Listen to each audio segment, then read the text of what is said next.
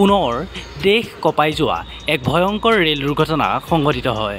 মালবাহী ৰেল আৰু যাত্ৰীবাহী কাঞ্চনজংঘা এক্সপ্ৰেছৰ মুখামুখি সংঘৰ্ষৰ ফলত এক ভয়ংকৰ দুৰ্ঘটনা সংঘটিত হয়।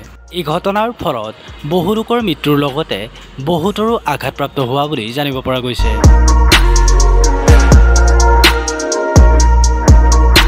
এই ঘটনা সংঘটিত হৈছে পশ্চিমবংগৰ ফান্সিদেৱাত। জানিব পৰা মতে শিয়ালদাহৰ পৰা আগৰতলা অভিমুখে গৈ আছিল ৰেলখন। যাত্ৰাৰ পথতেই পশ্চিমবংগৰ ফান্সিদেৱাত এখন মালবাহী ৰেলৰ সৈতে মুখামুখি সংঘৰ্ষৰ ফলত প্ৰায় 5জন লোকৰ মৃত্যুৰ লগতে 30জনৰো অধিক লোকৰ আহত হৈছে বুলি জানিব পৰা গৈছে। হয়, পুনৰ আপোনালোকক জনাওঁ যে পশ্চিমবংগৰ ফান্সিদেৱাত এখন মালবাহী ট্ৰেইনৰ সৈতে কাঞ্চনজংঘা যাত্ৰীবাহী এক্সপ্ৰেছৰ মুখামুখি সংঘৰ্ষৰ ফলত বৰ্তমান সময়ছোৱালৈকে 5জন লোকৰ মৃত্যু হৈছে আৰু 30জন লোকৰ আহত। মৃতকৰ সংখ্যা বৃদ্ধি পোৱাৰ আশংকা বুলি জানিব পৰা গৈছে।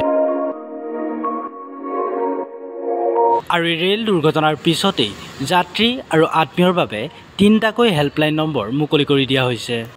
আৰু সেই হেল্পলাইন নম্বৰকেইটা হৈছে 0361 2731 621, আনটো হৈছে 0361 2731 622, তাৰে আনটো হৈছে 0361 2731 623।